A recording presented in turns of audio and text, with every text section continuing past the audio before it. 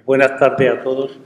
Excelentísimas, ilustrísimas autoridades, el señor presidente del club, estimados miembros de la Junta Directiva y socios del Club de la Constitución, señoras y señores.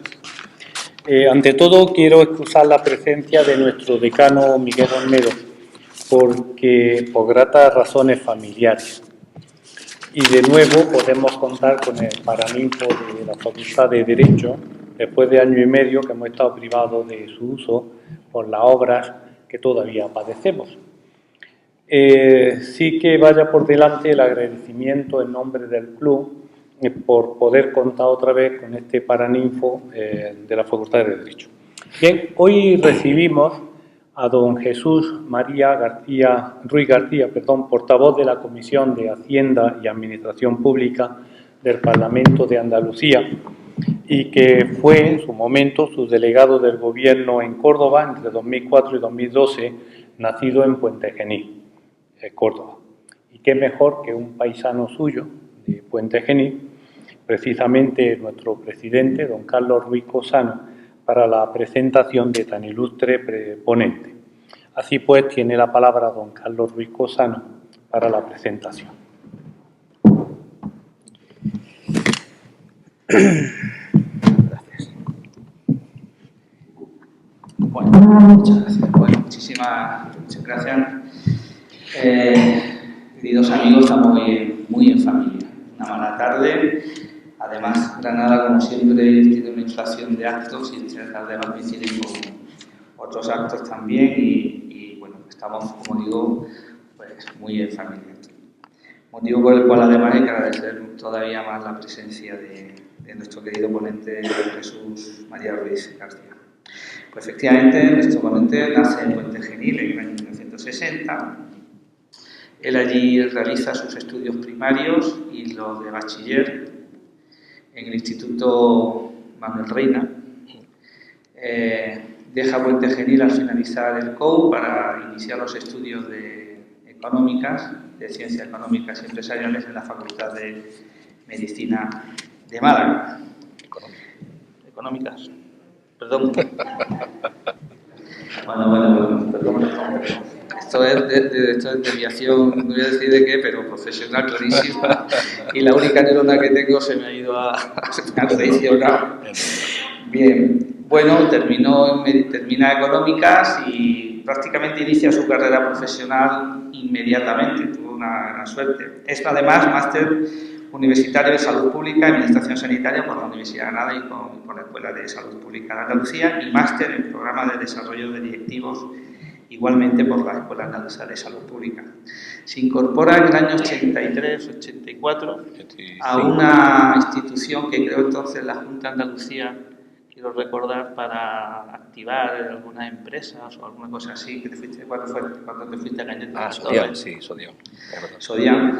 Y de allí inmediatamente está allí un tiempo en Cañete de las Torres, en Córdoba, en una empresa de tipo alimentario, no sé si era una industria cárnica, quiero recordar.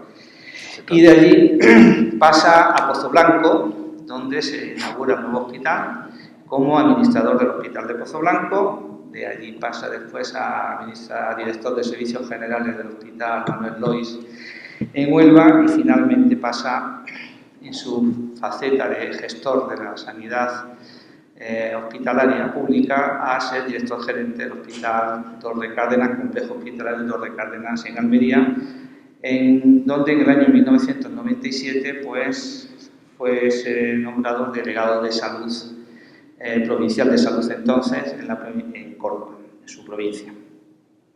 Allí está 8 años y en el año 2004, cuando gana las elecciones Rodríguez Zapatero, es nombrado subdelegado del Gobierno hasta el año 2012, en donde se presenta como diputado por Córdoba por el Partido Socialista Obrero Español y fue portavoz en esa primera legislatura de la Comisión de Salud por parte del Partido Socialista. Actualmente sigue siendo parlamentario, como ya saben todos ustedes, ya sabéis todo, puede ser el portavoz en la Comisión de Hacienda y de Administraciones Públicas del Parlamento.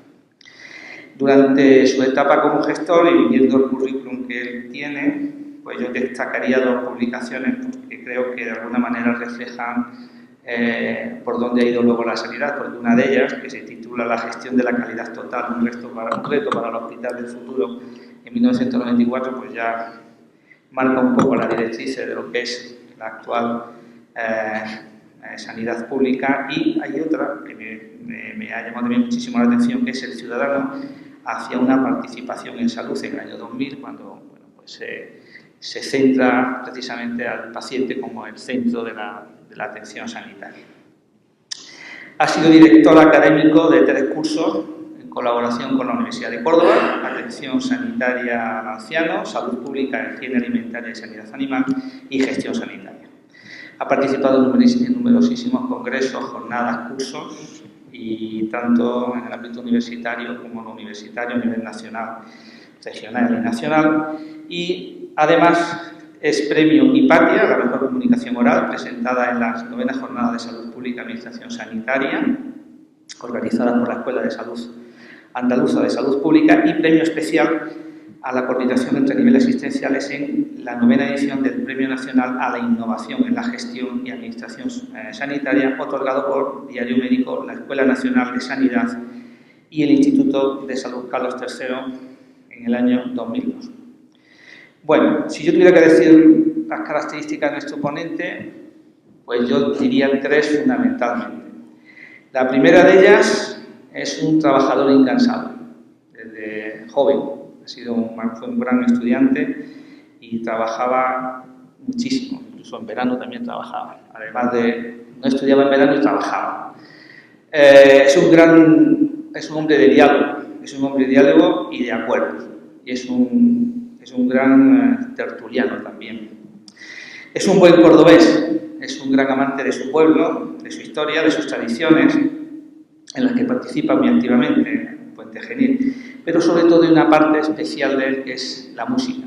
Y él participa de forma muy activa en la conservación de la riqueza musical de Puente Genil, pues afición que es heredada de su abuelo y que se la transmite su padre, Joaquín Ruiz, referente obligado del acervo musical de Puente Genil.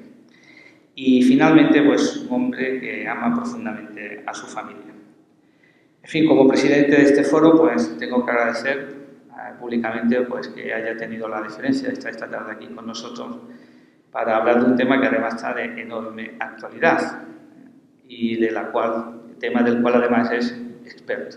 Así que yo creo que va a ser una conferencia enormemente interesante y actual. Así que muchísimas gracias por acompañarnos esta tarde, Jesús. Muchas gracias, Carlos, por la presentación de nuestro ilustre ponente. Tiene la palabra don Jesús María Ruiz García. Muchas gracias. Buenas tardes. Después de la presentación de Carlos, algunas de las cosas que ha dicho, sobre todo los piropos, tienen una explicación. Somos primos hermanos. Él es primo mío, somos de la misma edad, nos llevamos 7 u 8 días, o 9, no recuerdo bien, y nos conocemos desde hace muchísimos años. Y yo creo que es el cariño el que habla, el cariño que él tenía también a mi padre y yo al suyo, y probablemente esa evocación del terruño que hace que me sienta más cerca hoy. Y estoy aquí por eso, porque él me llamó y acordamos que podía ser quizá un buen momento para hablar de un tema como este. En primer lugar, quiero darle a todos las gracias a la institución y a todas las personas que nos acompañan. Quiero hacer un especial saludo a mi compañera y amiga Teresa Jiménez, compañera de labores, vicepresidenta del Parlamento, que sabe bien lo difícil, lo complicado que es la labor legislativa y la labor de control, pero que a veces da sus frutos, como probablemente puede empezar a dar esto de lo que hoy venimos a hablar. Tengo que advertirle que vamos a hablar de un asunto complejo, en gran medida abstracto, cargado de terminología que está diseñada para algunos pocos estudiosos. Tengo que decirles también que la financiación territorial, la financiación autonómica, es muy poco estudiada en cualquiera de las disciplinas.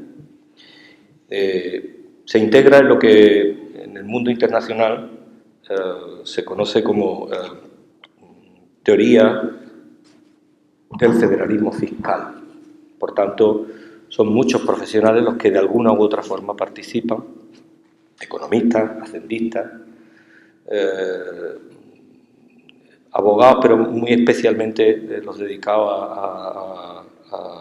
a fiscal, y es un tema sinceramente difícil. A mí me da, voy a intentar no hacérselo bajo ningún concepto aburrido, le voy a intentar dar alguna clave sobre el sistema de financiación.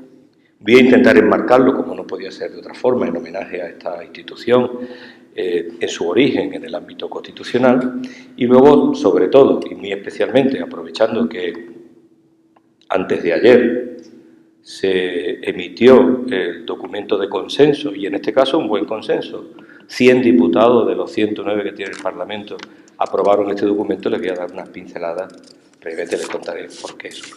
Y posteriormente, pues como natural, atenderemos cualquier circunstancia que ustedes deseen, de esto o de cualquier otra cosa, como ustedes tengan ganas. Muy bien. El origen del modelo de financiación,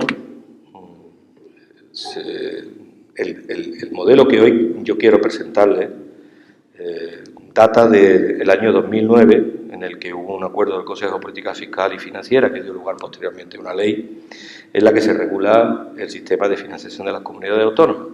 Ahora contaré los primeros inicios. En la conferencia de presidentes del 17 de enero de 2017, bajo la presidencia del señor Rajoy, y con la participación de casi la totalidad de presidentes de comunidades autónomas, se decidió crear un grupo de expertos que emitió un informe amplísimo en julio de 2017 y posteriormente en el Parlamento de Andalucía se acordó en el pleno del 7 de julio del 17 crear un grupo de trabajo. Y se constituyó el 13 de septiembre, grupo al que yo he pertenecido por parte del Partido Socialista. El 27 de febrero de 2018 pasado, antes de ayer, se aprobó el documento. Por tanto, hemos tenido 3 meses de comparecencias de expertos de diversas índoles nacionales e internacionales en el que se ha debatido sobre el sistema de financiación y el documento que, en síntesis, yo les quiero presentar. ¿Cuál es el origen de todo esto? ¿De qué estamos hablando? Bueno, la Constitución española ya reconoce la autonomía de las nacionalidades y de las regiones en el artículo 2. Hay varios capítulos que están relacionados con el sistema de financiación, luego explicaré por qué. En concreto el de Derechos y Libertades, el segundo, el tercero de los principios rectores de la política social y económica. En concreto, el artículo 40 establece que los poderes públicos promoverán las condiciones favorables para el progreso social y económico y para una distribución de la renta regional y personal, por supuesto más equitativa. El título séptimo está completamente dedicado a Economía y Hacienda, que es la base precisamente del modelo de financiación, y habla de la potestad tributaria, de la estabilidad presupuestaria, términos que en algunos casos seguramente ustedes están oyendo estos días, sobre todo en los últimos años, pero que no están al alcance de la opinión pública o en la mayoría de los casos de la opinión publicada. Y como bien saben ustedes, el título octavo está dedicado a la organización territorial del Estado. El tan traído y llevado título octavo, que es cierto que no está totalmente desarrollado, de ahí que hay otros elementos, como los que vamos a ver hoy, que como mínimo son controvertidos y en muchos otros casos parece que aconsejan una revisión. Pero no es en modo alguno mi misión, ni muchísimo menos mi voluntad, dedicarme a hacer nada más que un resumen de un documento que va a representar a Andalucía, puesto que ha sido emitido por el Parlamento andaluz y que a su vez está basado en la evidencia científica, en la evidencia empírica y en las manifestaciones que el conjunto de expertos, por supuesto, convocados por todos los grupos políticos, cada grupo político ha convocado a sus expertos, han venido a coincidir. Por tanto, les decía que el título octavo fundamentalmente hace referencia a las organizaciones de las comunidades autónomas, pero ya establece con claridad los principios de solidaridad, los principios de equidad, etcétera, etcétera. Y también hablan de la existencia, por primera vez, en concreto el artículo 157, que es fundamental en el título, de la existencia de un fondo de compensación interterritorial, que seguramente sí le suena. Y aquí sí me detendré cuando llegue el momento. Por tanto, habla también de la organización tributaria, de la corresponsabilidad fiscal, luego me referiré a eso. Y hay una disposición adicional, es la última a la que me voy a referir, que si acaso la apunto como un elemento de posterior debate, si lo desean, porque es un tema que se presta sin duda alguna a él, que es el reconocimiento de la disposición adicional primera, el amparo de la Constitución y el respeto a los derechos históricos de los territorios forales. A lo largo de la exposición me referiré a esto porque es uno de los elementos clave que van, sin duda alguna, a ser sometidos a debate, tanto en la negociación del sistema de financiación como, sin duda alguna, en el marco político que se va a derivar de esto, ¿no? Bueno, como consecuencia de la aprobación de la Constitución, posteriormente se promulga la LOFCA, que habrán oído seguramente hablar de ella, la Ley Orgánica de Financiación de las Comunidades Autónomas, donde se pone de manifiesto las claves, los principios que deben de estar presentes en el sistema de financiación. La ley que determina cómo va a funcionar el sistema financiero. Por tanto, este es el marco legislativo. No entro mucho en la LOFCA porque a lo largo de la exposición me voy a referir. Entonces, a mí me gustaría, en un espacio relativamente breve de tiempo, decirles que el modelo actual, no estamos sin sistema de financiación en este momento, pasa que está caducado. El modelo actual data, como he dicho antes, de julio de 2009, consecuentemente la aprobación de la ley, y tenía fundamentalmente como principio intentar garantizar la igualdad de la financiación de los servicios públicos fundamentales, es decir, educación, sanidad y servicios sociales, a través de unos sistemas, luego entraré en ellos, como el concepto de población ajustada, que determina la unidad de necesidad. Estoy utilizando términos seguramente serán nuevos para ustedes. Por cierto, si en algún momento desean interrumpirme para aclarar que no tengan ninguna duda, con muchísimo gusto. Como decía Carlos, estamos en familia y el objetivo es que resulte medianamente elocuente la charla, que por lo menos sea inteligible. Y seguramente el que se suscite alguna duda puede dar la oportunidad para que los conceptos queden más fijados. Decía que fundamentalmente el sistema pretendía garantizar los servicios públicos fundamentales en todo el territorio estatal, con alguna excepción a la que luego me referiré, educación, sanidad y servicios sociales, que como unidad de necesidad de gasto establecía un concepto de población ajustada, es decir, la población de derechos de cada comunidad autónoma, pero ponderada por una serie de variables que si acaso luego iré relatando, pero básicamente son dispersión geográfica, insularidad, población mayor de 65 años, etc. Y la clave de este sistema, que a su vez sustituía a otro, era que le daba a las comunidades autónomas una mayor participación en la recaudación financiera. Seguramente ustedes recordarán los años en los que se pasó de una participación de las comunidades autónomas del 15% al 35%.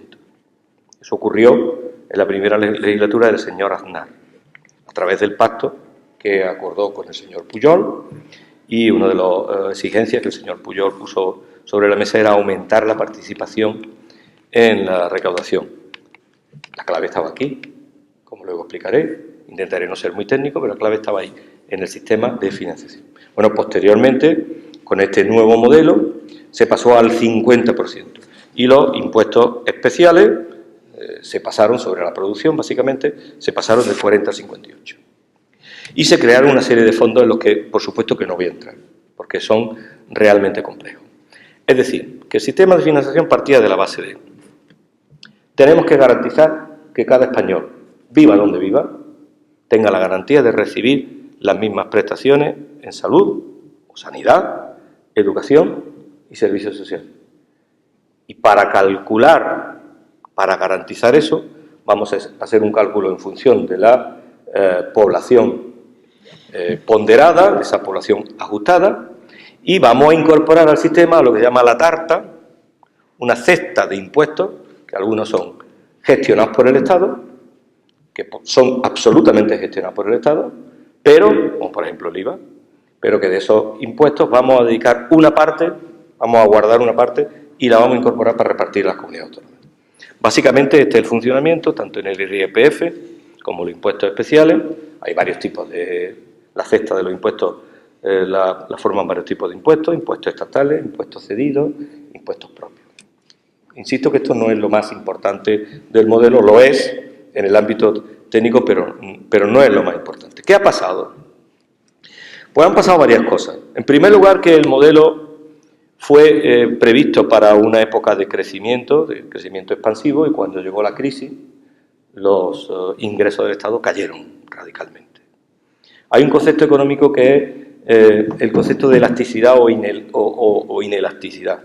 Hay determinadas rentas, determinados ingresos, determinados gastos que son más o menos elásticos. Los ingresos son absolutamente elásticos, es decir, cuando aparece la crisis los ingresos bajan radicalmente, pero los gastos no. No es fácil cerrar un hospital, no es fácil cerrar un colegio, por tanto, o no es fácil cerrar una serie de servicios. Se pueden ir modelando. Lo que ocurrió es que el modelo se volvió insuficiente. No había suficiente dinero para sufragar los gastos, a pesar de los ajustes que se llevaron a cabo en todos los niveles de la administración pública.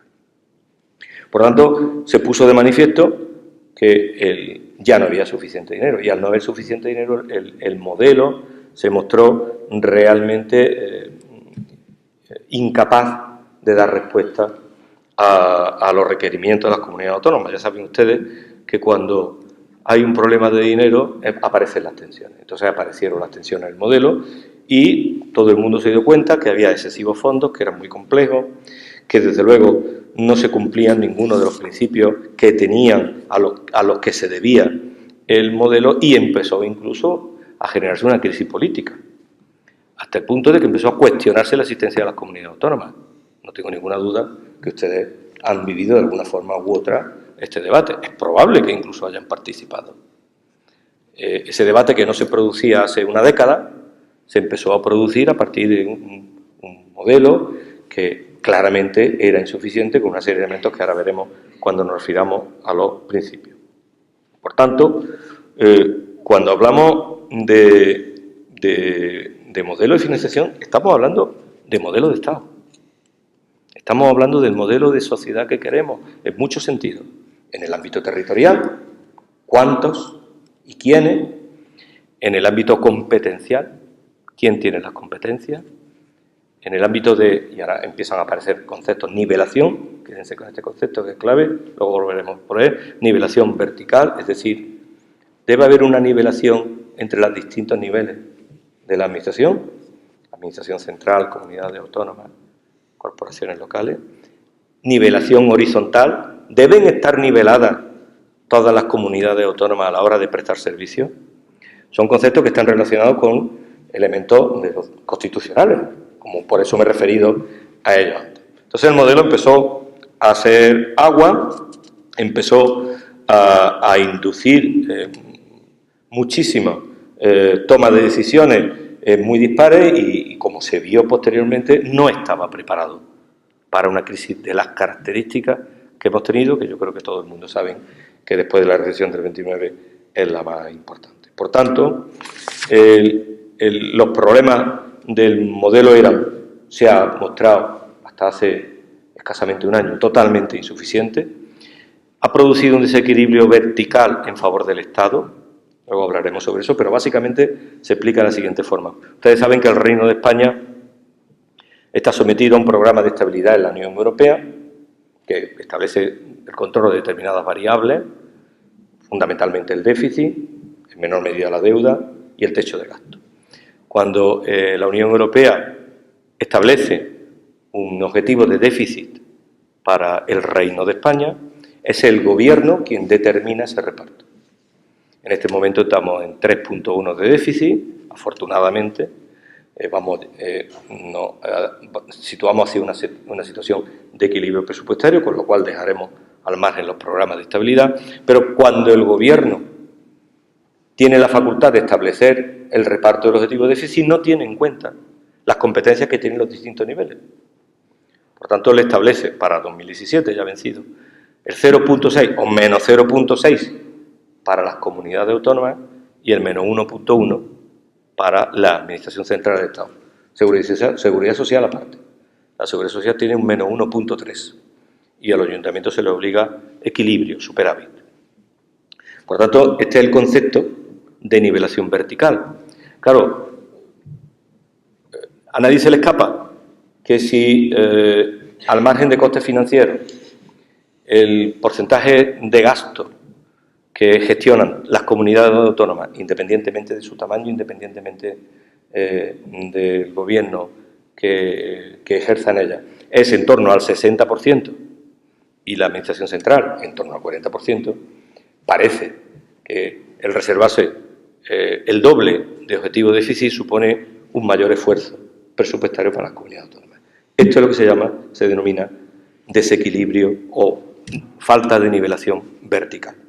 Esto ha sido uno de los principales problemas que ha generado tensiones hasta el punto que, y da igual, lo que pasa es que en este momento gobierna un gobierno del Partido Popular, que independientemente del color de los gobiernos de las comunidades autónomas, se generan tensiones, aunque sea de su propio partido.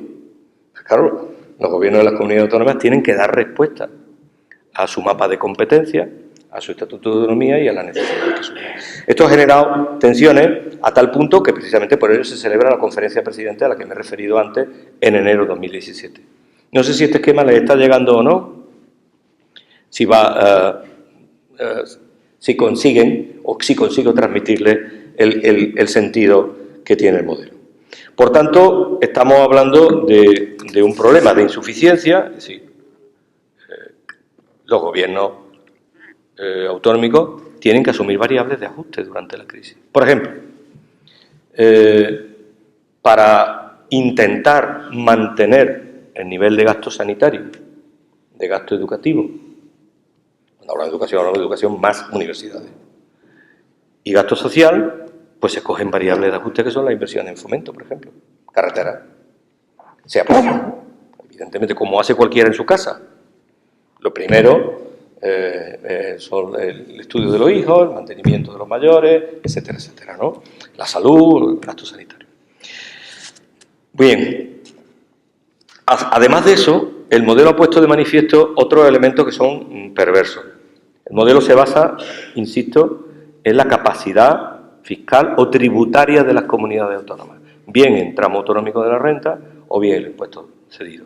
Hay unos impuestos que se conocen como impuestos tradicionales, que son de naturaleza estatal, pero están cedidos a las comunidades autónomas, y esos impuestos han generado, en ausencia de regulación, y esto no es solo de estos años, estamos hablando que esto viene de hace muchos años, en ausencia de regulación han generado problemas de dumping fiscal, de competencia desleal. Por ejemplo, seguro que lo tienen ustedes ya en su mente, el impuesto sobre sucesiones y donaciones. Es uno de los impuestos que se han situado en el debate político durante los últimos años.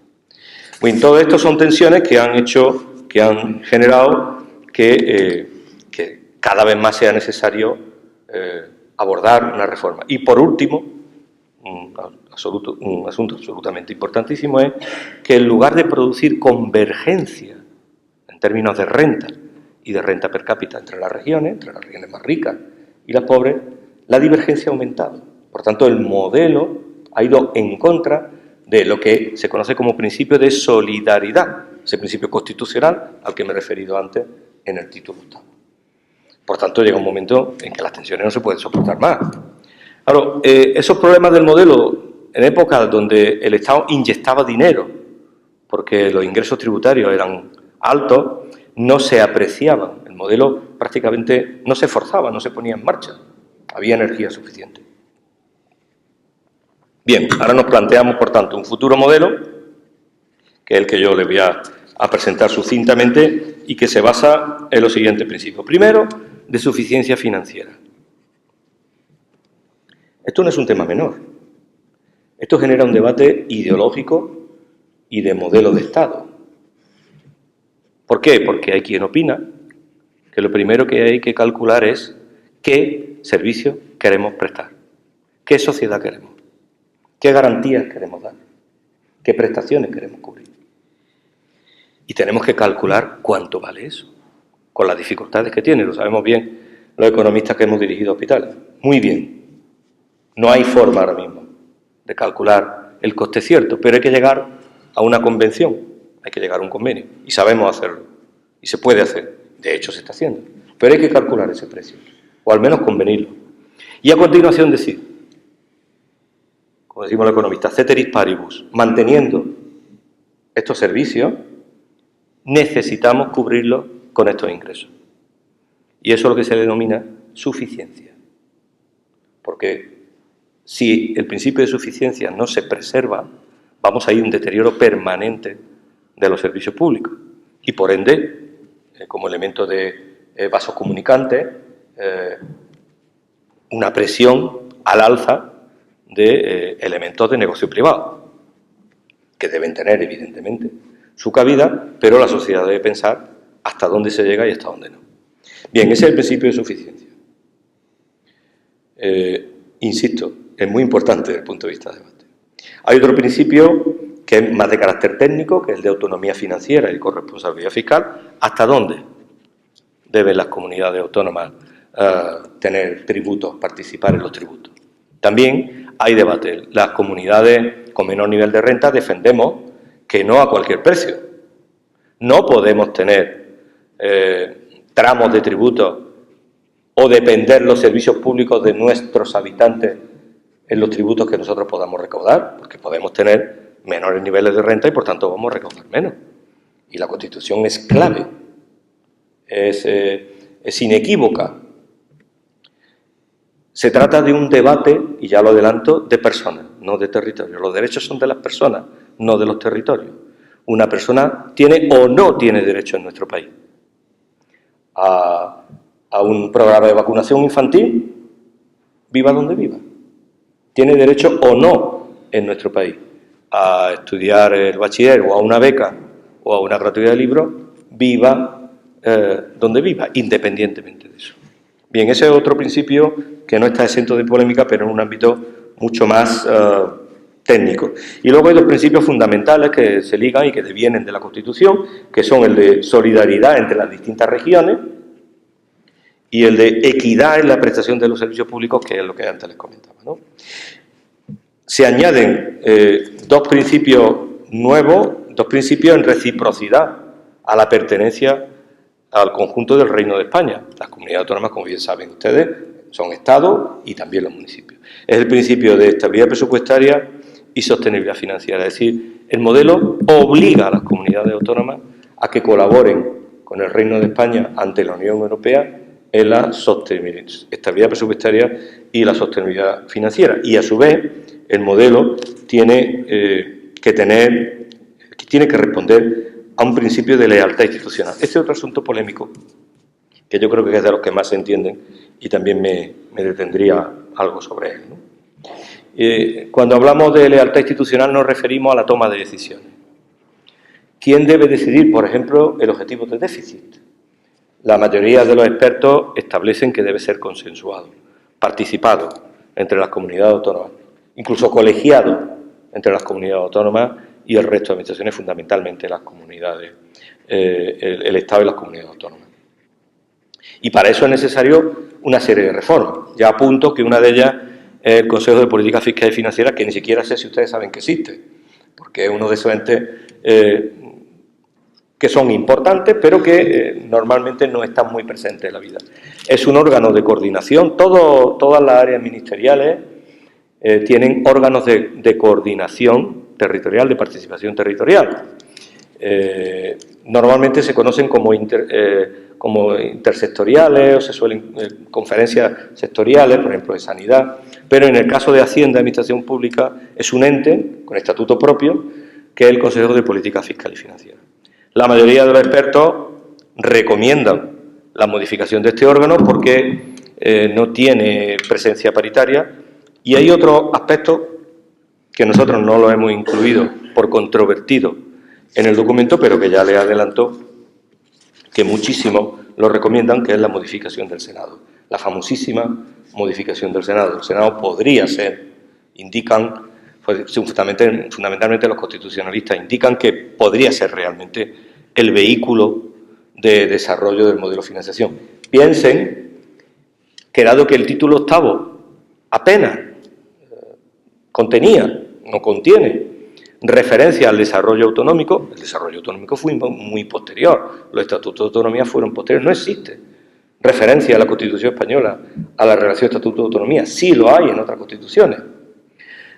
Claro, una modificación del Senado podría dar respuesta constitucional en su desarrollo a la amalgama de competencias que existen entre la Administración del Estado y la Administración autonómica. Bien, antes le he hecho referencia al concepto de población ajustada, que es de los pocos en los que me voy a detener. Si acaso tendría que decirle que de todos los principios, el de suficiencia financiera, el de equidad y el de lealtad institucional son los pilares, es evidente. Si no hay dinero no podemos mantener los servicios públicos. Y por tanto, si no hay equidad, no podemos garantizar que todos los ciudadanos tienen derecho a las prestaciones. Y si no hay lealtad institucional, es de gobierno. No hay quien lo arregle. Por tanto, esos son los elementos clave. Me referiré muy brevemente a la población ajustada. Nosotros pretendemos que se incluyan dentro de los elementos de ponderación aspectos relacionados con la población de riesgo, la pobreza y la exclusión social, con el número de pendientes y el aumento de la población desde los 16 hasta los 18 años. Aunque mantenemos que lo ideal es contar a los habitantes, la población de derecho. Habrán oído estos días quizá en el debate decir que en el modelo actual excluye a 220.000 andaluces. ¿Lo han oído decir esto? Bien, es por esto, porque cuando se pondera la población que resulta en Andalucía en unidades de demanda o en unidades de reparto del modelo de financiación, excluye a 220. ¿Le está resultando muy duro? Sí, un poquito sí, ¿no? Que si le resulta muy áspero, muy duro. Bueno, es una forma también de hacer una pequeña cuña. Bien, ya les he dicho, ¿no? Es algo que puede resultar muy arduo, ¿no? Pero es que de esto depende nuestra vida. Que de esto depende exactamente. Cuando vamos a un hospital que funcione, al margen de que tenga una gestión más o menos adecuada, ¿no?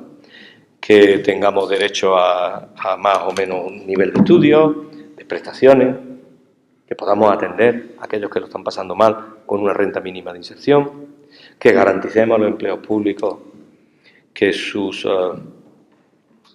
retribuciones se respetan y se actualizan. Es decir, muchos de nosotros vivimos de esto, la mayoría, o que las pensiones no contributivas se sigan actualizando. Entonces, claro, cuando ya se aplica esto de que detrás de, como decía Serrat, ¿no? Detrás está la gente. Detrás de estos números hay nombres y apellidos y poblaciones, y por eso resulta tan importante, y por eso el debate, ustedes están estos días oyendo hablar del nuevo modelo de financiación, de justicia en el reparto, y muchas veces yo reconozco que uno puede pensar, bueno, esto es otro invento de los políticos para justificar sus discusiones, sus diatribas, sus peleas y luego venir y pedir más votos, ¿no? Se corre, ¿no? No creen que eso ocurre. Bueno, pues en este caso estamos hablando de los, como decía alguien coloquialmente el otro día en el Parlamento, de los asuntos de comer, decían, ¿no? Bien, yo voy a terminar, y esto sí no debo pasarlo por alto, me he pasado muchísimos elementos de carácter casi técnico, pero que cuando se debate en personas del mismo nivel no resulta tan técnico. Todo es opinable y no hay ninguna verdad absoluta, todo es opinable y controvertible. Pero sí es verdad que el día 27, como les dije, aprobamos en el Parlamento un documento, que es este, que tiene el respaldo de 109 diputados. Inicialmente no lo tenía, tenía otro. Y esperamos que finalmente pudiera tener de los 109. Ese documento posteriormente irá a la Comisión de Hacienda, tendremos que valorarlo en la Comisión de Hacienda conjuntamente con las enmiendas, en este caso votos particulares que se presenten, y posteriormente el documento no se va a mover mucho de lo que está, por tanto, yo le voy a señalar aquello que parece más interesante, que les puede resultar más interesante. Primero, tiene que haber una reforma del modelo de estabilidad presupuestaria, ese que establece cuáles son los niveles competenciales de reparto del déficit, de regla de gasto. Estarán estos días oyendo a los ayuntamientos hablar del techo de gasto, de la regla de gasto, del uso de los remanentes, del uso del superávit. Pues tiene que haber una reforma paralela precisamente al modelo de financiación. ¿Por qué? Porque al exigir un mayor nivel de déficit a las comunidades autónomas, se le está drenando capacidad financiera, se le está drenando suficiencia financiera. Segundo, y en paralelo a eso, se tienen que corregir los desequilibrios verticales, se tiene que tender a un reparto justo en función de las competencias en los distintos niveles. En tercer lugar, y es la clave de este asunto, hay que ir a un nivel de suficiencia global. Pero eso significa aportar 16.000 millones de euros. Esta es la clave del asunto. Y en Andalucía reclamamos 4.000 millones de euros anuales. Por tanto, cuando llegue la negociación, probablemente el conjunto de las comunidades autónomas estaremos casi de acuerdo en que hay que aportar más recursos al sistema porque se ha descapitalizado en favor de otras variables, pero nosotros en Andalucía, con el consenso del Parlamento, vamos a facultar al Gobierno para que solicite 4.000 de esos 16.000 millones. Hay otro planteamiento que parece muy razonable en consonancia con lo que ocurre en el resto de países europeos, sometidos a los mismos equilibrios que nosotros, y extender a que los servicios públicos alcancen un 7% del Producto Interior Bruto en salud, un 5% del Producto Interior Bruto en educación y un 2% en gasto social. Vamos a seguir defendiendo el total de la población, por esto que estamos hablando de derechos. Defendemos la nivelación total, es decir, todos los servicios. Esto es otro debate que está relacionado con lo que decía antes, qué modelo de Estado queremos. Tenemos que defender la nivelación de todos los servicios públicos, no solo los fundamentales, porque si solo defendemos los fundamentales, al final lo que hacemos es deteriorar otros servicios públicos, entre los que están, por ejemplo, los estímulos empresariales, entre los que está fomento, entre los que está la cultura, entre los que están otros elementos que son condicionantes del desarrollo económico. Respecto a la cesta de impuestos, hacemos una propuesta concreta de que aumentar la cantidad de dinero que se pone al modelo proveniente fundamentalmente del IVA. Y un elemento, una condición casi sine qua non. El conjunto de las administraciones tienen que armonizar los tributos tradicionales, es decir, todos los tributos relacionados con el patrimonio, fundamentalmente el impuesto sobre sucesiones y donaciones y el patrimonio. Y crear un fondo de sostenibilidad para que no ocurra lo que ha pasado con la crisis, para que cuando, similar al que hay, el que había, pues ya casi no queda, de 66.000 millones, ya no quedan nada más que 6.000 de la Seguridad Social, para que cuando los ingresos tributarios, que son de los que se nutre fundamentalmente el modelo, además de aportaciones estatales, para otra serie de, para competencias, para otros tipos de servicios, sean superiores al Producto Interior Bruto, ese exceso vaya incrementando un fondo de sostenibilidad y cuando llegue la crisis ese fondo pueda alimentar el sistema. Hay un aspecto que es de carácter territorial, que no sé si han oído hablar de él, el conocido como status quo, y es una condición que la ley establecía para que las comunidades que en el reparto podían, precisamente porque o bien no tenían población o bien tenían otros recursos, podían perder posiciones, mantuvieran esa posición y no perdieran nada. Entonces, lo que se propone, y lo hace el grupo de expertos, es que ese status quo se elimine, aunque sea de forma proporcional. Potenciar los fondos de compensación interterritorial que se abandonaron cuando se pusieron en marcha los fondos europeos, los fondos de desarrollo fundamentalmente, y incrementarlo y hacer posible que definitivamente aquellas comunidades, como por ejemplo la nuestra, que no es la única, que tiene déficit estructural de décadas, pueda, como hace con los fondos regionales europeos, pueda acercarse al término de renta. Y finalmente, hay dos opciones, dos aspectos importantes. Uno es la reestructuración de la deuda. Muchas comunidades autónomas han tenido que incurrir en niveles de deuda porque tenían una infrafinanciación para mantener los gastos. No se propone anular la deuda, sino reestructurarla, reorganizarla, modificar los plazos, especialmente en aquellas comunidades autónomas que han sido infrafinanciadas. Nosotros reclamamos que Andalucía sea una de ellas. Hay un debate muy interesante, ¿no? Pero ¿se puede acreditar niveles de eficiencia suficientes? Luego, si quieren, hablamos de eso. Pero sí, claro que se pueden acreditar. Cumplimiento de los objetivos de déficit o cumplimiento de los objetivos de deuda.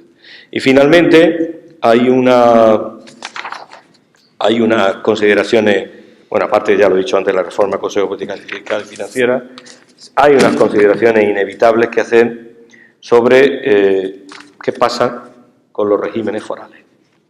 ¿Deben los regímenes forales contribuir a generar equilibrio en las comunidades autónomas? Porque piensen ustedes que hoy día, en la última liquidación, que es la del año 2015, la diferencia de renta per cápita que recibía, por ejemplo, Andalucía, con la comunidad autónoma no foral, mejor financiada, era de 800 euros por habitante. Estamos hablando de un importe de 2.400 euros per cápita. Así que las diferencias que se han generado son de hasta el 40% de diferencia en términos de servicio de lo que un habitante, ustedes, que son ciudadanos españoles, con los mismos derechos que los cántabros o con los mismos derechos que los mallorquines. Pues si lo comparamos con los ingresos de las comunidades forales, es decir, de País Vasco y Navarra, esos 800 euros se elevan hasta 1.500. El debate está en si eso representa un Estado unitario de derecho o no, y si debe ser o no incorporado. No sé si saben cómo funcionan los sistemas forales. Ellos tienen plena autonomía en la generación de ingresos y lo que hacen es que para compensar al Estado de aquellos servicios que presta la Administración Central, por ejemplo el Ejército, por ejemplo los transportes estatales, por ejemplo las embajadas, etcétera, etcétera, planes de investigación, etcétera. Lo que hacen es que se calcula un cupo en el caso del País Vasco y una aportación en el caso de Navarra. Bueno, pues ahí está la cuestión. Esa sí nos despierta. Cuando empezamos ya a hablar del modelo territorial, de las posibles desigualdades, de las posibles injusticias y los posibles derechos ancestrales en un Estado que ha cambiado tanto a lo largo de los últimos 6 siglos, seguramente sí despierta más debate. En cualquier caso, el debate está servido, la negociación también. Nosotros hemos cumplido nuestro objetivo, que era entregarle al Gobierno un documento, una orientación respaldada por la inmensa mayoría del Parlamento, que es por la inmensa mayoría de ustedes. Y muchísimas gracias por su atención. Les ruego que disculpen la extensión y el contenido, pero había venido a eso. Muchas gracias.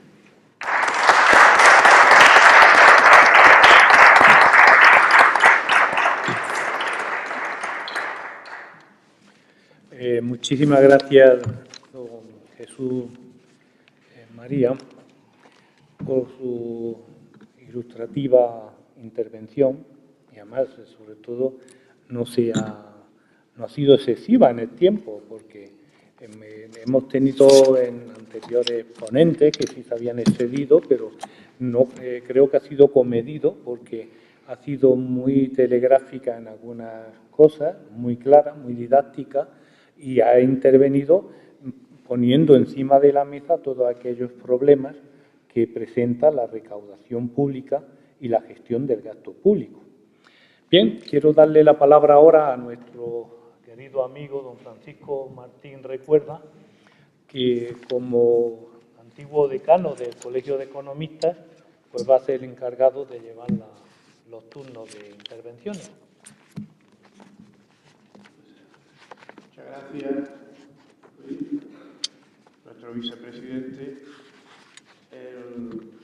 El tema general, acordaréis, era de esta mesa redonda, era Constitución y Economía.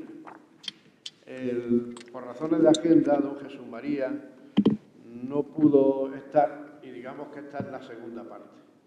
También es verdad que se nos quedaron una serie de contestaciones en la anterior porque nos interrumpieron para celebrar otro acto que venía detrás y que podíamos aprovechar también, si os parece, para tratar. Yo, como no ha venido ninguno de los dos ponentes anteriores, me ofrezco en lo que a ellos le corresponda, porque para lo demás está don Jesús, a responderle.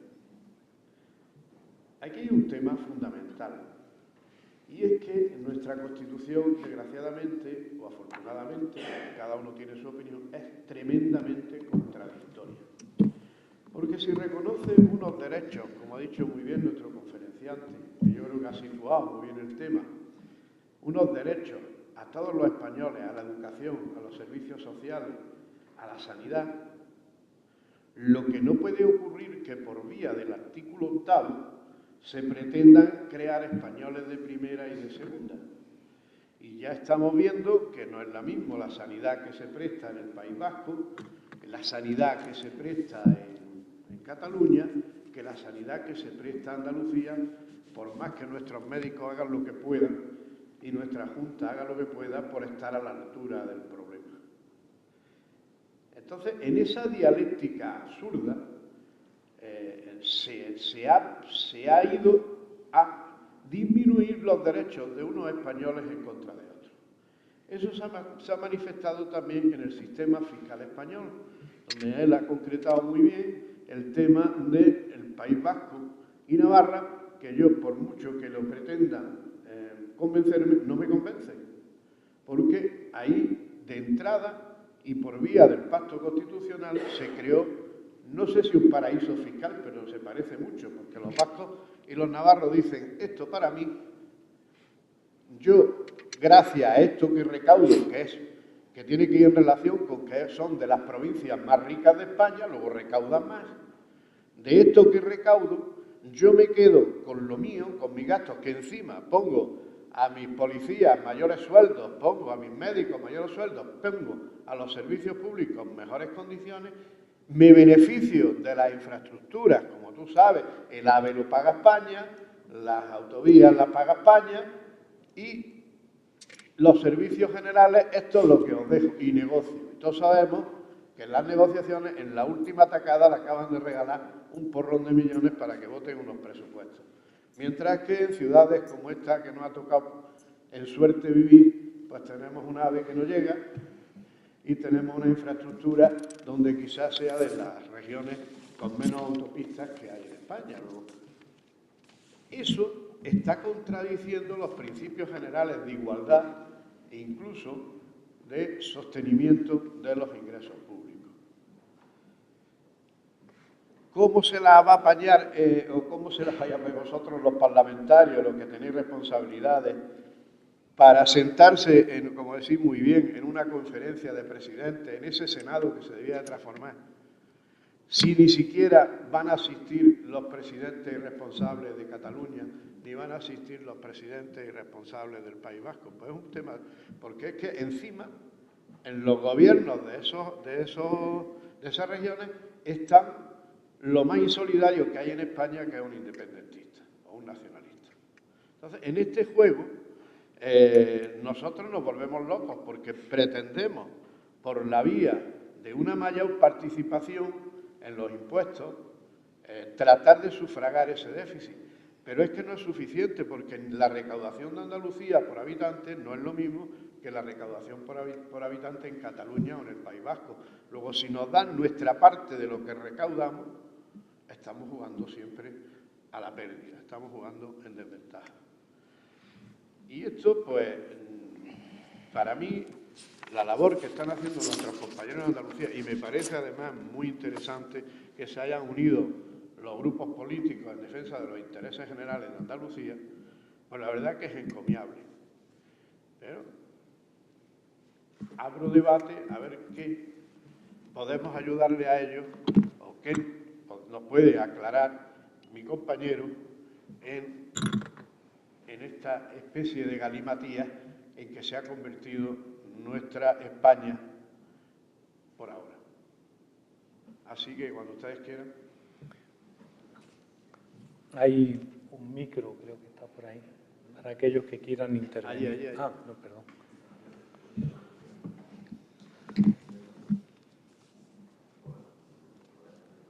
El botón rojo.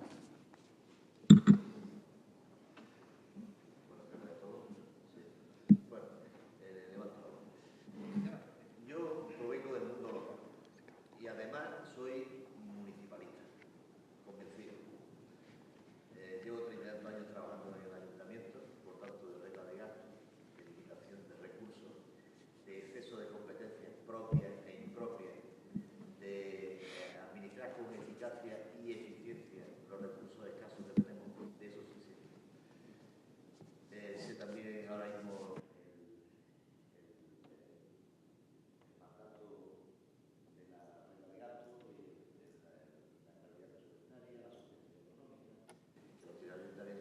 que somos la única administración que tiene que lidiar con superávit, o por lo menos no las comunidades autónomas, sino que estamos soportando muchos servicios que son propios. Aunque la ley 13 del 2015 pretendió racionalizar la administración local, la verdad es que en Andalucía, concretamente con la ley de autonomía de Andalucía, tenemos competencias en muchísimas más materias de las que regulaba que quería cortar o cortar la ley de autonomía.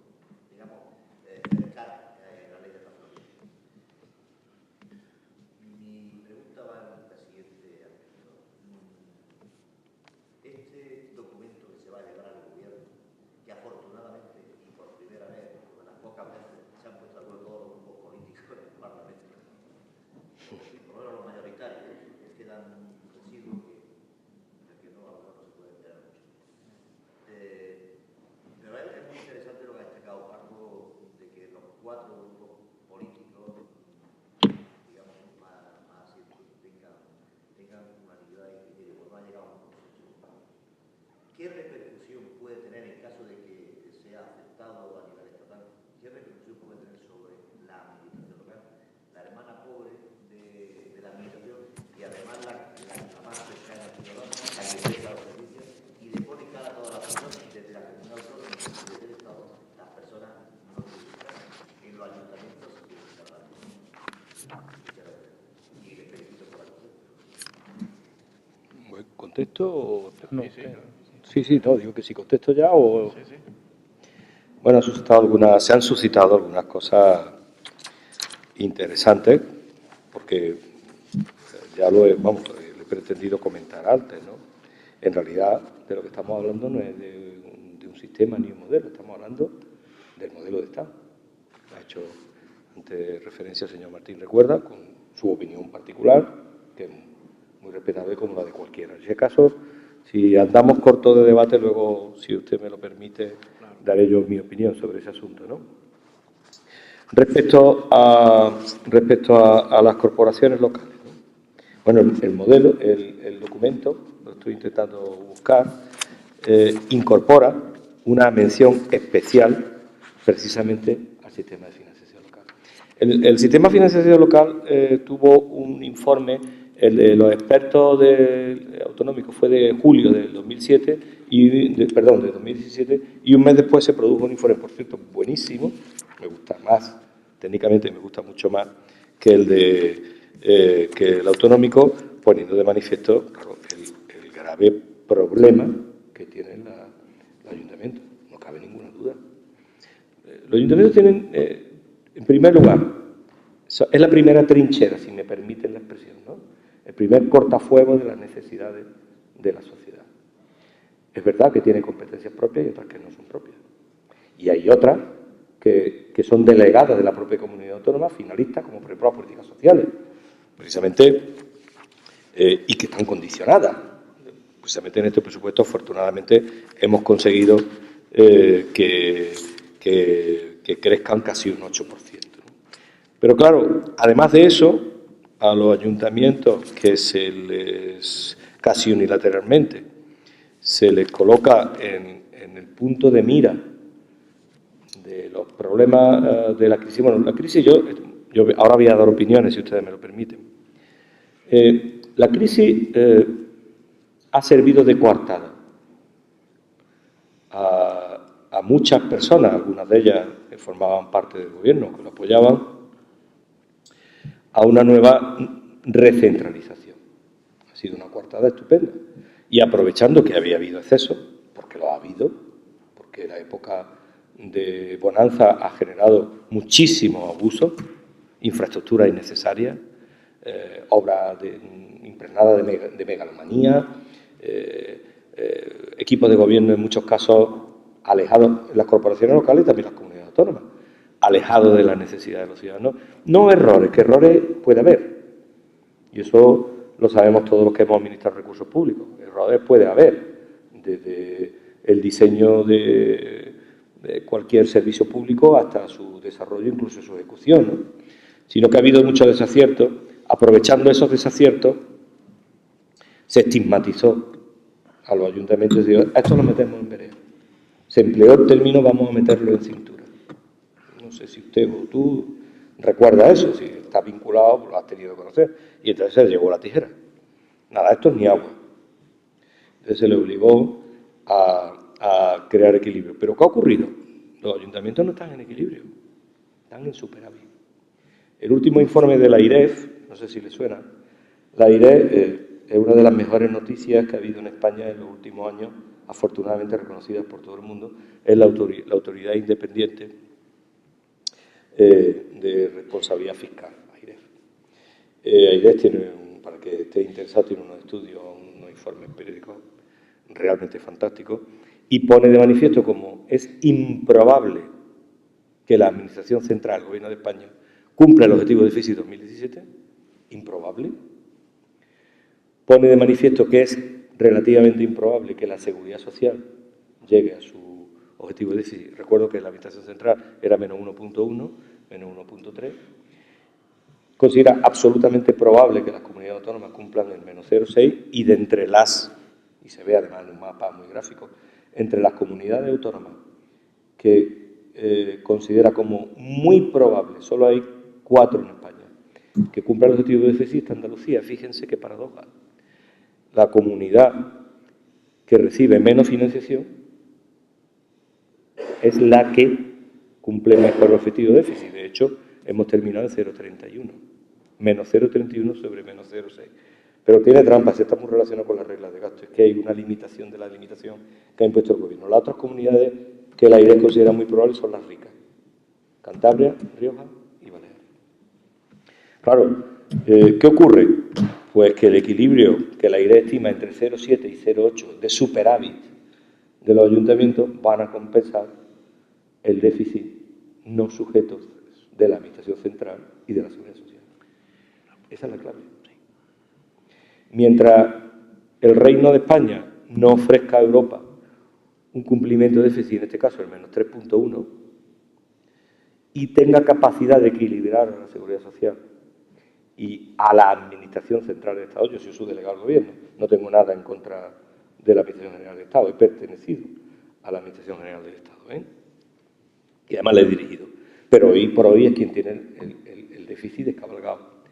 Mientras no consiga rebajar ese objetivo de déficit, no va a levantar el pie al ayuntamiento, porque son los ayuntamientos los que le estáis sacando las castañas del fuego. Y ahora las comunidades autónomas, que al menos estamos en cumplimiento, y en un cumplimiento relativamente homogéneo, porque las grandes somos las que estamos cumpliendo, ¿no? Claro, esto nos lleva a una paradoja, quizás no sé si es apuntada o no, pero por muchas personas, de aquello si tenía sentido o no tenían sentido las comunidades autónomas. Bueno, yo voy a hacer una declaración firme. Las comunidades autónomas han contribuido a la equidad, al equilibrio y a la estabilidad de este país más, a pesar de sus dificultades, que la Administración General del Estado. La gobierne quien la gobierne, en sus distintas etapas. Y además es la historia de éxito político reconocido en el mundo entero, en todos los sistemas, tanto federales como no federales. Pero claro, lo que no se puede hacer es estrangular a las comunidades autónomas. O se le quitan competencias, o se recentraliza, o se le otorga los recursos que necesitan. ¿Recuerdan el principio de suficiencia? Lo que necesitan, ni más ni menos. ¿Recuerdan el de la nivelación vertical? Estado, comunidad autónoma. El de la nivelación horizontal, a lo que se ha referido el señor Martín, ¿recuerda? Claro. No podemos compartir los mismos derechos y permitir que no haya nivelación en las fuentes de financiación que satisfacen esos derechos. Esta es la clave. La importancia del modelo de financiación que dará lugar a una ley, esta que antes dije, del 2009, de regulación del sistema de financiación de las comunidades autónomas, que además es una ley orgánica, que va a requerir consenso amplio, es que va a poner sobre la mesa y va a destapar los viejos fantasmas, los atavismos que todavía tenemos en nuestra patria. Hay muchas personas que no les gusta nuestro país, a mí me da igual, yo digo nuestra patria, nuestro Estado, nuestra España, pero eso lo va a poner de manifiesto, claro, y va a quitarle la careta para que cada uno sepa dónde está. Si somos partidarios de un modelo recentralizador o no. Yo le hice a varias personas, expertos considerables, como saben, yo soy del Grupo Socialista, ¿no? Entonces, a mí me interesaban mucho los expertos que convocaba el Partido Popular. Y, en cierto modo, algunos que me estoy acordando del mundo municipal, en concreto uno que si ahora tienen interés comentaré, que de izquierda, ni era un alcalde. Entonces, el último ponente fue el señor Elorriaga, Gabriel Elorriaga. Es profesor universitario, fue secretario de Estado de Financiación y él hizo una lectura crítica. En principio era partidario de no romper el status quo. Hay otro criterio que yo no he nombrado por no liarles más, que es el de la ordinalidad, y es que las regiones ricas dicen que sea el modelo que sea, pero si de la aplicación del modelo yo dejo de ser la primera, se me tiene que respetar el orden. Bueno, el señor Elorriaga pues se mostraba en consonancia desde la Fundación FAE, en fin, de Fundación Elcano, y yo le hice una pregunta, dígame ¿usted cree que el actual sistema de comunidad autónoma debe de retocarse? Yo no tengo usted dudas, Yo no creo que se deba avanzar a más federalismo todavía, porque ahora mismo estamos en un sistema federal, de facto. Pero desde luego no tocar ni un ápice. Esto no hay que tocarlo. Si en España se ha producido durante cierto tiempo un incremento de la renta y de la distribución de la renta, ha sido gracias a ese modelo. Es un modelo constituyente y por tanto no se toca. Lo digo para que tenga dudas. No sé si contesto con todo esto a lo que me ha preguntado. Bueno, quisiera saber más impacto sobre el mundo local. El documento simplemente hace una mención, que en paralelo se tiene que llegar a un acuerdo de la financiación local. Desde otro punto de vista, desde un punto de vista de posicionamiento político, nosotros, también con otros partidos, a través de la Federación Española de Municipios y Provincias, que presida Abel Caballero, hemos puesto sobre la mesa a Montoro. Ahora es el momento de poner sobre la mesa las cosas a Montoro. Hemos puesto sobre la mesa una reivindicación, y es que aquellos ayuntamientos que están en equilibrio y que tienen remanente y o superávit puedan aplicarlo a unos programas concretos. Montoro se ha comprometido a estudiarlo en el plazo de 6 meses. Ayer estaba yo hablando precisamente con Juan Espada sobre este asunto, que había estado en la reunión. Y ahí está el reto. La regla de gasto tiene que modificarse. Este es otro de los elementos que no le he leído a ustedes, que consta en el documento. es otra condición clarísima. El modelo nuevo no va a funcionar si no se modifica la regla de gasto. Entre otras cosas, porque gran parte de los expertos establecían cierto nivel de equivalencia entre un fondo de sostenibilidad, en lo que se conoce como financiación dinámica a lo largo de los años, ese que ahorra para luego... y eso tiene cierta equivalencia con la regla de gasto. La regla de gasto, en teoría, lo que pretende es mantener un techo de gasto para que las instituciones no se endeuden y para que cuando lleguen las vacas flacas aumenten el nivel de deuda. Pero eso rompe el equilibrio financiero, sobre todo en los mercados. Otra de las propuestas, esta ya es excesivamente técnica, otra de las propuestas es que poder volver a los mercados, abandonar los mecanismos de financiación como el FLAC y que puedan volver a los mercados. Entonces, en ese sentido, el modelo, de forma solidaria, aboga porque las entidades locales tengan también una revisión del modelo de financiación. Entre otras cosas, por pragmatismo, porque las comunidades autónomas transfieren muchos servicios a los ayuntamientos, que tienen serias dificultades para ponerlos en marcha, pero son ellos los que deben de ponerlos en marcha, ¿no? Entonces, esta es la respuesta que puedo dar, ¿no? En Andalucía nosotros tenemos la patrica. Esto que comentaba del alcalde de Izquierda Unida, bueno, en el Parlamento lo sabe bien Teresa, Izquierda Unida nos viene diciendo que en los últimos años la patrica se ha congelado, ¿no? Y es verdad, aunque en los años anteriores se había elevado enormemente. Sin embargo, sí, las finalistas se han aumentado hasta un 8%, y el argumento que nosotros damos es, hombre, mientras los ayuntamientos tengan reglas de gasto, ¿para qué vamos a aumentar la patrica, no? Pero hay una pequeña anécdota que les voy a contar, y es que nos llevaron al alcalde de Conil. El alcalde de Conil es de Izquierda Unida y forma parte de la Comisión Ejecutiva de la Federación Española de Municipios y Provincias. Entonces este hombre tuvo una intervención relativamente acertada. Llegó un momento que lo que hizo fue criticar la patrica, ¿no? Ya lo esperábamos. Entonces yo le hice una pregunta. Mire usted, y cuando usted está en la sede de la Federación de Municipios y Provincias y alcaldes de otras comunidades autónomas, ¿le habla usted de la patrica? ¿Qué le dicen? Dice, hombre, es que nos tienen envidia. La patrica es la participación de los tributos de las comunidades autónomas, la nuestra, que se transfiere al ayuntamiento. Pero es la única comunidad autónoma que tiene esto. La única. Entonces, claro, cuando este hombre me dijo que le daba envidia, pues no me diga usted más. No, andemos tirándonos piedras sobre nuestro tejado. El objetivo es mejorar la patrica. Pero es que Andalucía es la única que tiene patrica de toda España, ¿no? Entonces, bueno, algún día debemos de sentirnos relativamente satisfechos de lo que hacemos, aunque sea en Andalucía, ¿no?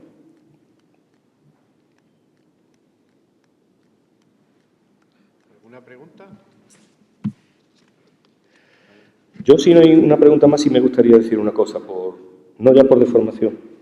Perdón.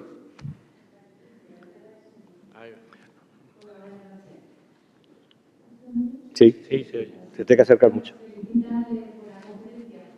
Yo a lo mejor te voy a bajar un poquillo a Ciudadanos. Yo soy médico, compañera de Carlos, del primo. Te voy a tutear, ¿no? Hombre, ¿Podemos tutearnos así? solo faltaba. Entonces, la sensación que yo tengo, yo no sé si vosotros, desde el sitio donde estáis, tenéis la sensación de ciudadano, sobre todo de andaluz, yo voy a hablar como de Andalucía Oriental. Tú estás diciendo que la autonomía ha sido muy importante en la historia y tal, pero yo creo que la sensación que se tiene ahora, después de la crisis, es que los que antes de toda la vida, del siglo XX, eran los guay, siguen siendo los guay. Siguen siendo los catalanes, los vascos, siguen siendo, se les ha favorecido durante muchos años. Y sin embargo, nosotros, en Andalucía, todo se ha centralizado en otra ciudad. Antes era Madrid y ahora es Sevilla. Entonces, el granadino, yo voy a hablar como granadino, el granadino tiene una sensación como de que se ha quedado un poco fuera de todo. El pastel se está cortando en la fiesta de cumpleaños y a Granada se le está olvidando que sí, que es su cumpleaños, ¿no? Que está en esa fiesta. No sé si... Perfectamente. Además, conozco la historia. Claro, entonces, un hospital que parece que, bueno, un tren que parece que no llega. ¿Qué le pasa a ese tren? ¿Qué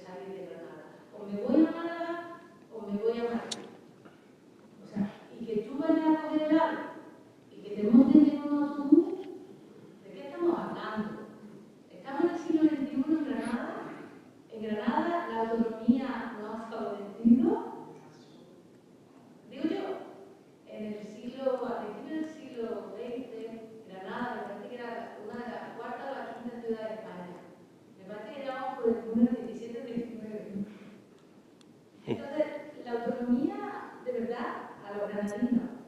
La gente dice la Alhambra, número 1 de la visita. Y eso se ve en la ciudad. Ese dinero que produce la Alhambra se ve luego reflejado en la ciudad donde está el tren. ¿Cómo viene la gente a Granada de la Alhambra? Yo muchas veces me lo pregunto. Si no tenemos muchos aviones, vale carísimo. Y esa mandíbula vale 300 euros. Sí. No, vale. Aquí hay que venir, no se puede venir barco. Tenemos playa, pero está un poquillo más lejos.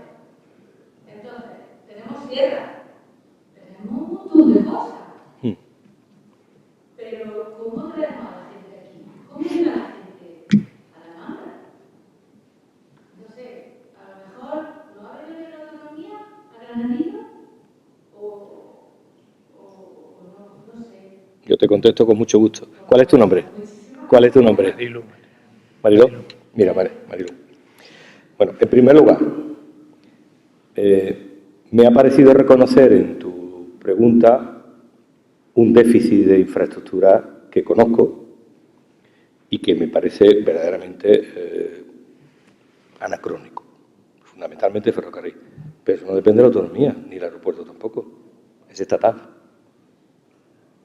Lo que depende de la autonomía son los colegios, las universidades, que este año,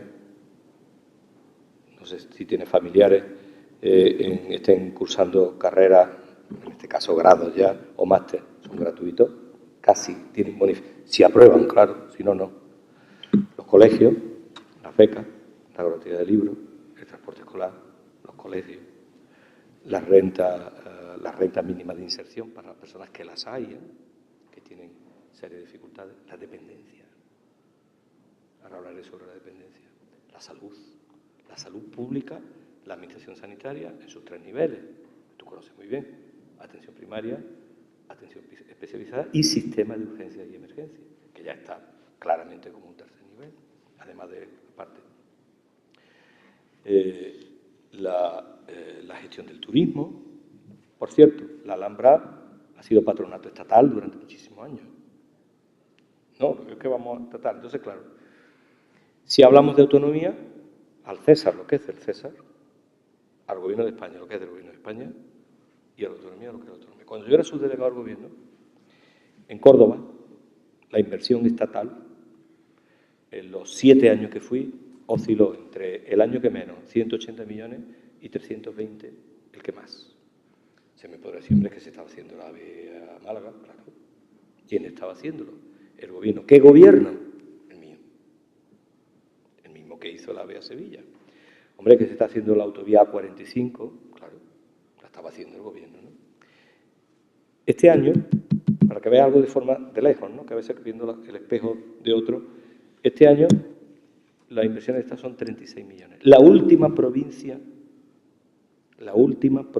de España, aún menos que Granada. Hay una cosa que se llama la disposición adicional tercera del Estatuto de Autonomía de Andalucía, que establece, es una ley orgánica porque la aprueban las Cortes Generales, Primero la aprueba el Parlamento, pero luego las Cortes Generales. Establece que al menos las inversiones que vengan del Gobierno central sean como mínimo, en proporción al conjunto de inversiones estatales, equivalente a la población andaluza. Hacen su contrario. El federalismo existe, el federalismo, aunque no sea constitucional. Se entiende, ya he dicho antes, la teoría del federalismo fiscal habla de distinción de competencias entre territorios. Existe porque está absolutamente probado en la práctica, es una teoría, pero en realidad una experiencia empírica, que la centralización genera inequidad. Y a las pruebas me remito. Y casi siempre hay un diálogo norte-sur, casi siempre, salvo en el hemisferio sur, que es justo al revés, a un diálogo sur-norte, entre países y entre regiones. Y eso ha ocurrido en España, pero ha ocurrido en España durante siglos.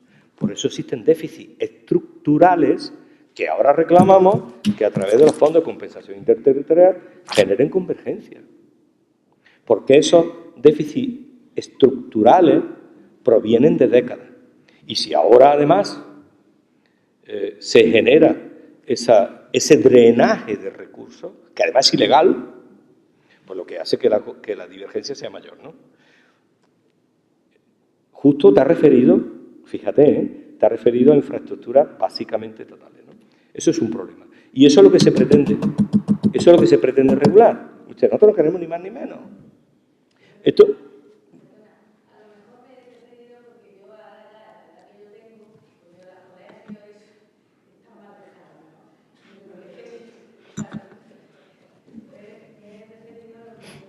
No, pero es verdad.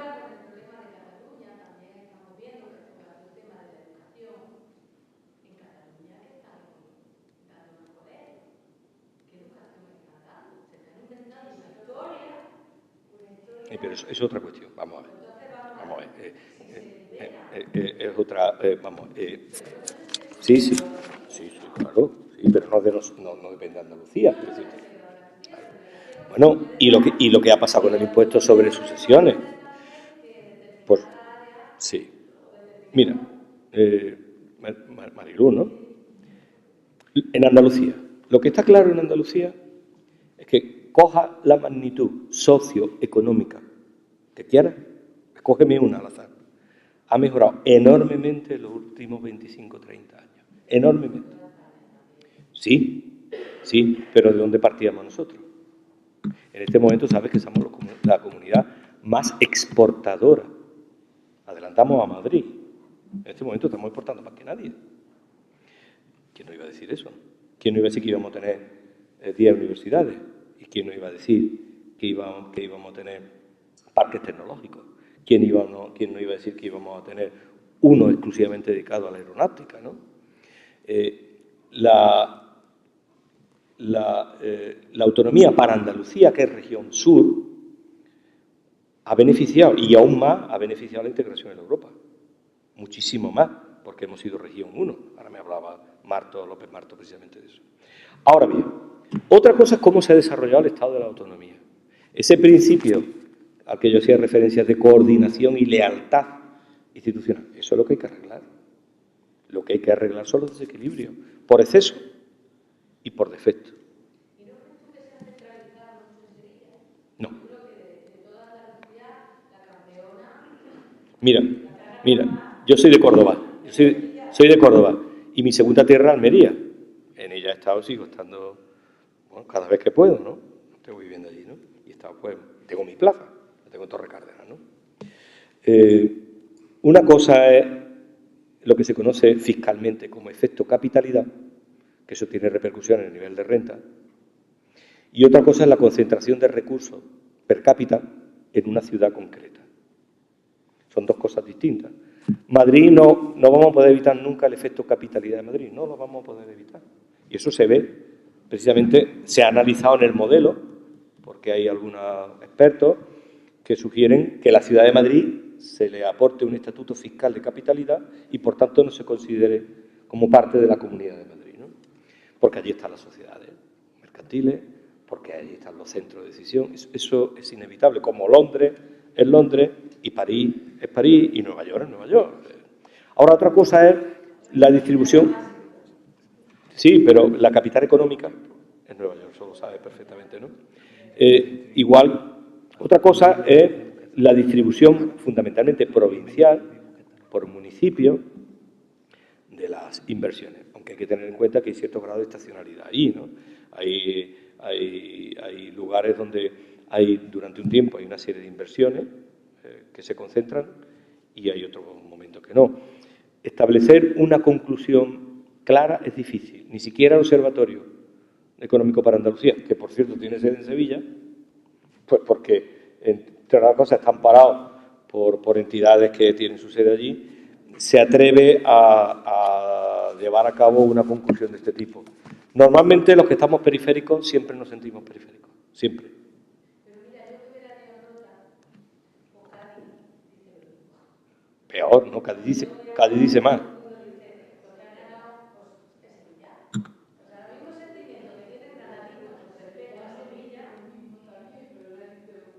Mira. Donde cuando se pregunta si se siente beneficiado más o menos por el sistema autonómico, te sorprendería ver que en todas las provincias de Andalucía, incluida Sevilla, se siente perjudicado. Eso es lo que te iba a decir ahora. No lo has preguntado a ningún sevillano. No. Nos estamos rizando y a lo mejor hay otras preguntas. Y luego, si acaso, pues repite. ¿Alguna pregunta más? Yo quería hacer una pregunta. El problema quizás, el problema es... Se te oye. Se me oye, ¿no? No sé yo si el problema ha estado... Acércatelo. ¿Qué? Es que no, porque no está encendido. El problema, yo siempre he visto en relación al concepto gasto-inversión. Es decir, el modelo, tú decías al principio, hay que mantener 3 servicios que son la sanidad, la educación y los servicios sociales. Eso como objetivo fundamental en la gestión de la comunidad autónoma con el dinero que obtiene, tanto de la recaudación como de la aporta al Estado.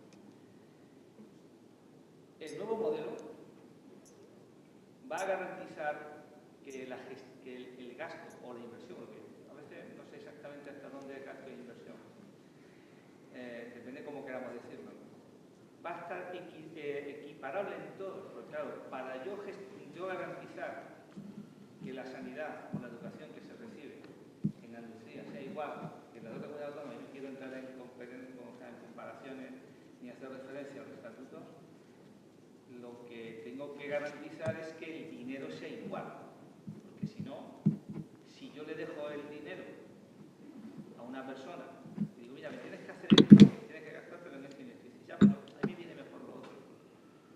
No, pero es que no, ya, pero como yo tengo también la posibilidad de quitárselo al ayuntamiento o modificar este impuesto, a mí lo que me interesa es esto, porque tengo a lo mejor un mayor rédito político. Eso que realmente es lo que se tiene que hacer, el nuevo documento lo garantiza, porque el problema no es asumir el gasto con lo que me dan o con lo que yo puedo generar, sino en asumir y cumplir con lo que realmente necesita el ciudadano. Esa es la pregunta. Bueno, esto nos introduce en otro debate absolutamente diferente y un poco interesante. Todos los caminos terminan aquí, ¿eh? Y de aquí parten todos los caminos. Cuando digo esto, no me refiero al papel, evidentemente, me refiero, claro, como en una casa, todos los caminos terminan en las retribuciones que tiene la unidad familiar, ¿no? Bueno, ha dicho dos cosas antes, ¿no? Por intentar precisar. La diferencia entre gasto e inversión. Técnicamente, la inversión es lo que se conoce como formación bruta de capital. Es decir, inversión en bienes, productores o condicionantes de producción. Básicamente, lo que se conoce como inversiones en términos de contabilidad presupuestaria, capítulo 6. Otra cosa es el concepto de inversión social. Por ejemplo, el gasto en educación no deja de ser una inversión social, es evidente, ¿no? O el gasto en promoción de ideas innovadoras no deja de ser una inversión incluso con carácter multiplicador, el efecto multiplicador, llamámoslo economistas, sobre la sociedad. En este caso puede ser un único sector, pero no tiene por qué ser un único sector, ¿no? Bien, eso por ahí. Respecto a la garantía, antes de contestarte a eso en concreto, te voy a mencionar que una de las cuestiones muy novedosas que introduce el documento, que por cierto fue caballo de batalla de Ciudadanos, aunque no lo haya votado, pero es que Ciudadanos no lo ha votado. Me extraña que no hagáis nadie preguntas así de puertas para adentro, ¿no? Luego, si acaso, si queréis, ¿cuáles son los motivos por los que cada grupo ha mostrado su apoyo o no apoyo? Pues cada uno es distinto, ¿no? Pero uno de los elementos que introduce Ciudadanos con buen criterio, lo que pasa es que ha hecho mucha bandera de eso, ¿no? Es el concepto de evaluación de las políticas públicas. Esto es lo que tú decías, me ha llamado la atención la selección que ha hecho de los artículos, ¿no? Porque ha dicho, caramba, si esto lo decían en aquel tiempo, ¿no? Bueno, pues te presto lo mismo. En los próximos años no vais a oír hablar de otra cosa que no sea evaluación de las políticas públicas. Que además es lógico. Porque además la crisis ha puesto de manifiesto que no se evaluaban adecuadamente. Por tanto, o bien por error, o bien por intereses casi espurios, se han tomado decisiones que no eran unas decisiones dedicadas a la sociedad. No ya lo que planteaba de discriminación o no de una ciudad respecto a otra, no, ya estamos hablando de decisiones en una comunidad, ¿no? Entonces, es evidentísimo que se tiene que poner en marcha mecanismos de evaluación, y existe evaluación ex ante, evaluación durante y ex post. De hecho, en Andalucía ya hay varias guías de evaluación que son preceptivas a la hora, por ejemplo, de incorporar una inversión. Y además existe evaluación económica, existe toda una batería de instrumentos de evaluación económica, el análisis en medicina, precisamente está muy implantada, el análisis económico, análisis coste-efectividad, coste-eficacia, coste-eficiencia, como elementos clave. En el mundo del ejército es que es indispensable, no se toma una decisión si no se evalúa previamente, ¿no? Luego puede haber algunos problemas de cálculo, puede haber desviaciones, pero se calculan. Entonces, las políticas públicas tienen que evaluarse, necesariamente, y rendirse cuenta de esa evaluación.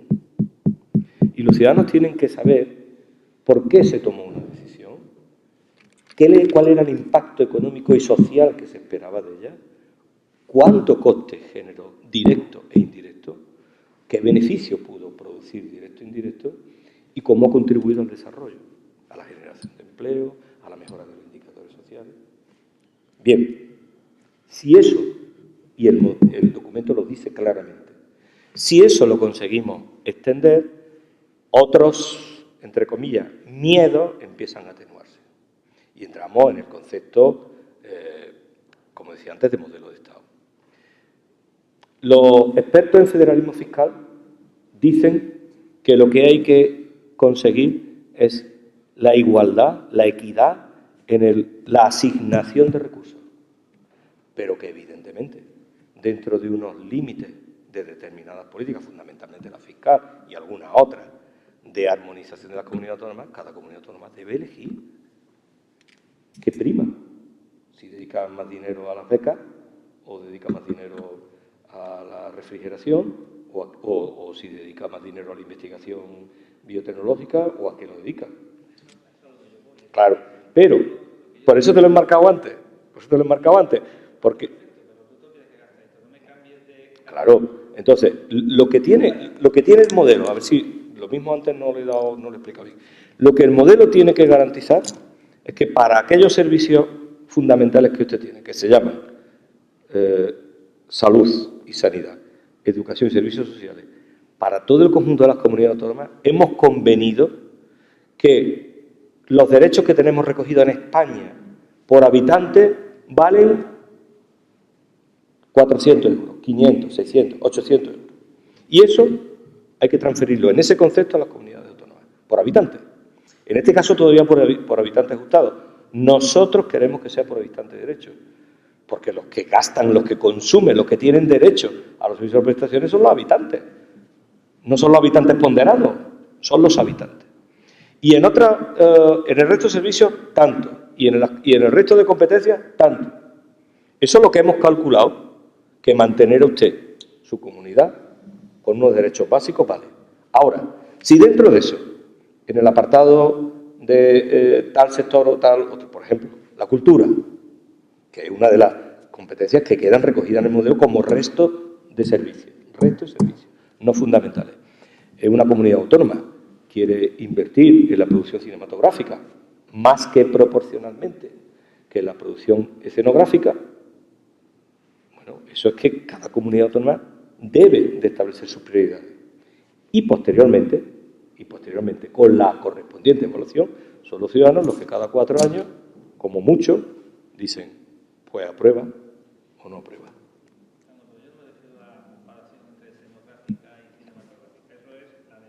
Quiero decir que cada comunidad autónoma tiene que tener su grado de autonomía en el empleo de los recursos, preservando unos derechos esenciales, evidentemente. Lo que el ciudadano tiene que juzgar es si tú, gastándote lo mismo que otra comunidad, tienes o no el mismo servicio. Por supuesto que también, claro, por supuesto.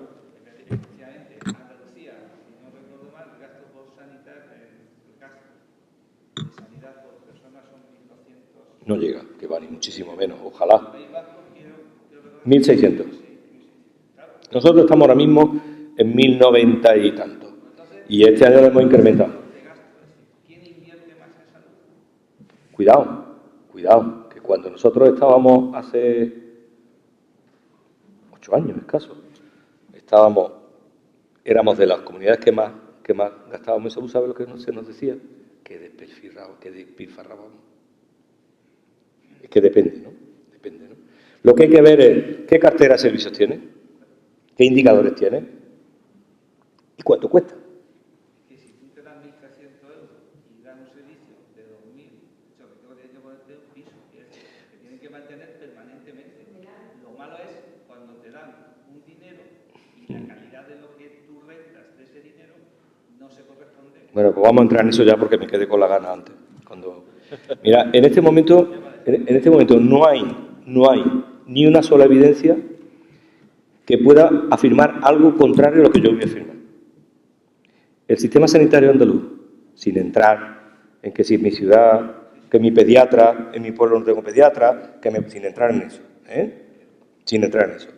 El sistema sanitario público andaluz en este momento es el más eficiente de España, con la cartera de servicios más amplia, con mayor equilibrio entre niveles asistenciales, incluida la generación de patentes. Estamos generando más de 300 millones al año de patentes. No hay otro, y además es más barato, lamentablemente. No hay nadie que pueda afirmar lo contrario, con la evidencia, a los indicadores me remito. Lo cual demuestra que no necesariamente con más gastos, no sé si vas por ahí, no necesariamente con más financiación, se pueden hacer más cosas. Ahora, es más difícil, con más dinero, hacer menos cosas. La percepción del ciudadano, ¿tú crees que es esa? La percepción del ciudadano... Si te atiene a la encuesta de satisfacción, te digo que sí. Ahí están públicas, las publica el IESA permanentemente. Mejor. O, por ejemplo, la lista de espera. Somos la comunidad autónoma con menos lista de espera, tanto quirúrgica como en consulta. La que menos, Carlos. Es que no hay otra que tenga menos. Ni siquiera el País Vasco. Entonces, salvo que el Ministerio no publique bien los datos. Entonces ya... Vale. Él quería responderme algo.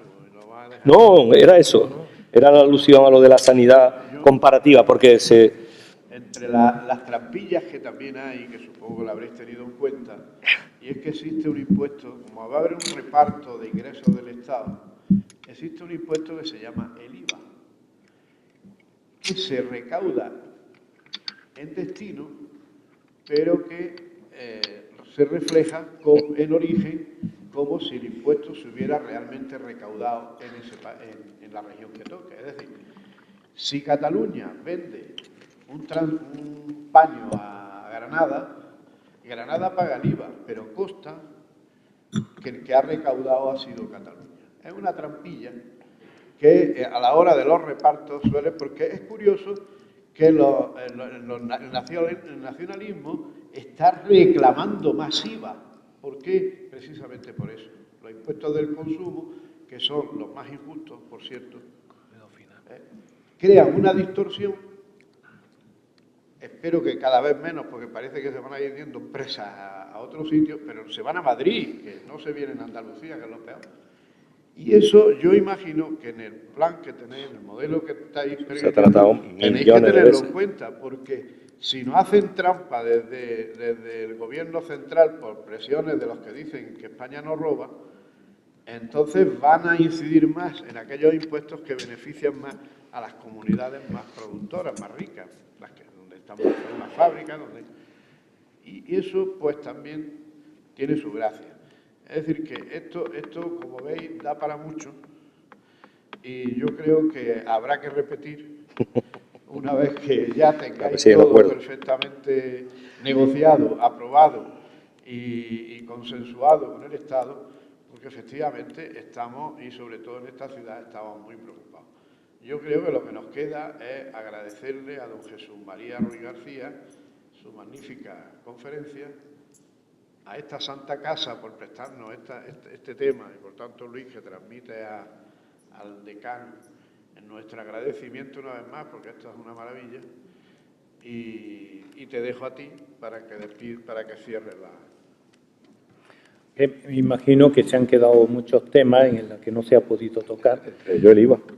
Efectivamente, aparte de hay algunos principios que ya sonaban revolucionarios y que me han encantado, como es los derechos son de las personas y no de los territorios, cosa que ya sonaba revolucionario en la Revolución Francesa, porque entonces se trataba de acabar con el derecho de costumbre para imponer el derecho escrito, y para acabar con los regímenes feudales y los regímenes recaudatorios territoriales, para fomentarlo en favor de las personas, cosa que se hizo una especie de declaración de principio en el título 7º de la Constitución y que además luego se planteó desarrollarlo en el título 8º, que quedó sin desarrollar prácticamente porque eso se encomendó a los distintos estatutos de autonomía. Y cuando se habla de reformar la Constitución, muchas veces se olvida que la Constitución ha incorporado esos estatutos de autonomía, puesto que son leyes orgánicas que el Tribunal Constitucional filtra y admite como parte de nuestro sistema de ordenamiento jurídico constitucional. Por tanto, no podemos decir que no forman parte de la Constitución. Se ha reformado por esa vía, una vía indirecta, es verdad. No es la vía directa de reformar la Constitución, pero una manera de hacerla. Y hay muchos temas que se han podido quedar en el tintero, pero que yo invito a todos aquellos que después vamos a participar en un coloquio más íntimo, y digamos, gracias a la generosidad de Trinitario, pues que podemos continuar esto y otras muchas cuestiones posteriormente. Por tanto, no me queda sino felicitar a nuestro ilustre ponente por la cantidad de principios que se han quedado ahí, por ejemplo, el tema de la modificación del Senado, las propuestas de carácter positivo para en el documento este del día 27, que se han quedado ahí en el tintero y no se han podido desarrollar por la carencia de tiempo, y por tanto lo único que queda es clausurar y terminar con este acto y dar de nuevo las gracias al ponente y a la Facultad de Derecho. Muchas gracias a todos por su asistencia y hasta pronto. Gracias a vosotros.